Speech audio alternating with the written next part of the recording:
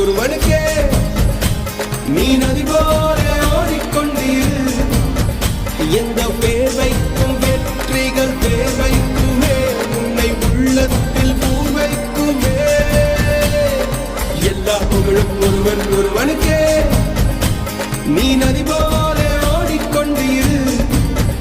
எந்த பேர் வைக்கும் வெற்றிகள் பேர் வைக்குமே, உன்னை உள்ளத்தில் பூர் வைக்குமே.